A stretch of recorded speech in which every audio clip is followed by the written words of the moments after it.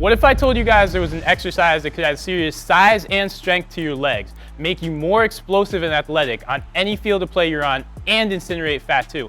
And it's kind of fun because instead of all these exercises where we have to take our time and move slowly, you get to move and just swing around a big weight.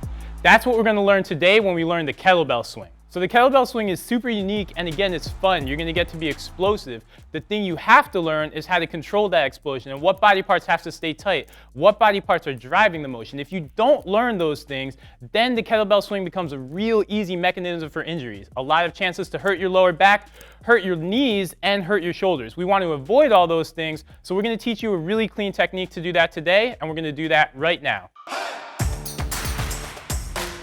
There are 4 things that the kettlebell swing is not. The first thing a kettlebell swing is not is a squat to a front raise. The other thing a kettlebell swing is, it is not a Romanian deadlift. You'll see this a lot in the gym too, where people, again, almost overemphasize the hip hinge focus on the kettlebell swing and they don't bend your knees. The third thing a kettlebell swing is not, it is not a swing to a target. I don't care how high you swing on your kettlebell swing, you do not have to reach eye level. The fourth thing a kettlebell swing is not, it is not as American as apple pie, no matter what any CrossFitter tells you. You do not need to go all the way overhead. This is not an essential move. If anybody tells you to do it, feel free to tell them that you're not doing it. So what is a kettlebell swing? Here's what it is. It's a chance for us to really hinge at our hips and work on triple extension. We're gonna get to extend at the knees, extend a little bit at the ankles, and really extend aggressively at our hips. That's what we're training when we do a kettlebell swing. I want you guys to really think of a broad jump. When you're trying to jump forward aggressively, you're going to settle down, you're going to push that butt back, and then you're going to leap forward. That is what we're essentially training functionally with the kettlebell swing. So that's what I want you guys thinking about. That's what me and Brett are going to show you how to execute now. So there are several versions of the kettlebell swing out there. What we're going to teach you today is a very basic swing. The one trick with the swing, it looks super easy. It looks like you can just pick it up and do it. But in order to get the most out of the move, we've got to hit a couple key points. And that comes critically when you set up for the swing. So we've got Brett here, and we're going to set him up in the swing. We're going to spend plenty of time here really getting everything right. So what we want to do for the swing, Brett's going to take a slightly wider than hip width stance. He's going to get nice and comfortable. He's got the bell set up in front of him. We're going to use the first initial start to the kettlebell swing. There's a momentum transfer move, and we have to create that. So Brett has the bell in front of him, 1.5 feet. That's where you want to start. He's going to grasp it with both hands. Take a nice tight grip on this bell. The last thing you want to happen is to lose the bell and it go flying through a window or through the mirror at your gym. You want your entire torso nice and hard and tight.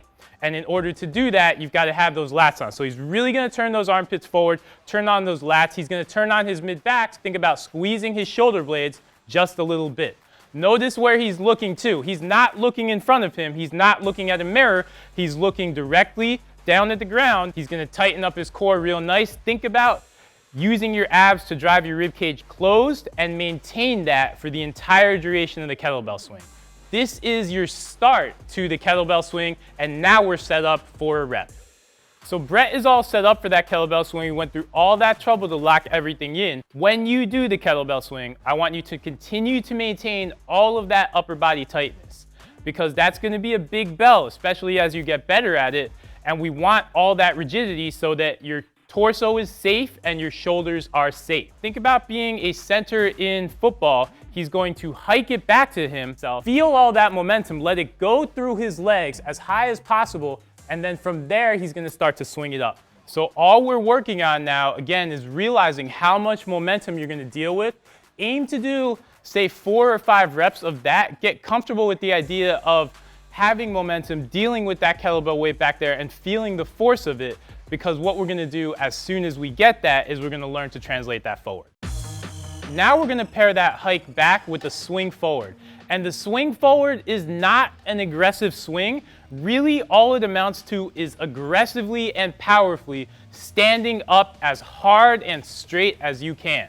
So what we're going to have Brett do, he's going to swing that bell back, and then after he swings that bell back, he's going to stand up hard, really straighten out his knees, lock his knees, and squeeze his glutes, form a straight line with his entire body. Think of it as a vertical plank, and that's how we're going to attack our kettlebell swing. You do one swing, and then let that kettlebell momentum come back down. And this is the other tricky part of the kettlebell swing, when we start to chain reps together. The way Brett is going to execute this, instead of coming down with the bell, he's going to let the bell come back. Think about letting your biceps come to your torso. Once that energy is created, he's going to let that momentum carry him back down for his next swing. So let's show them this, Brett. Setting up for the swing, nice tight position, hikes it back, swing forward. When you stand up, aggressively squeeze your glutes, and watch how he's controlling that swing, letting the bell come back to his body first and then swinging his torso forward. The entire time doing everything possible to keep tight through his core, tight through his back, and really squeeze his glutes on every single rep. There you guys have it, the kettlebell swing. Master this move, because once you do, it's one of the most versatile pieces in the gym. You can use it for metabolic conditioning. Do it for 30 seconds on, 30 seconds off for 5 minutes. You'll break a really nice sweat from that. You can use it in a strength program as your hamstring exercise. Do it for 4 sets of 10 to 12 reps, really working on popping and attacking those glutes and hamstrings. You can even use it to get more athletic. Use it in your explosive work.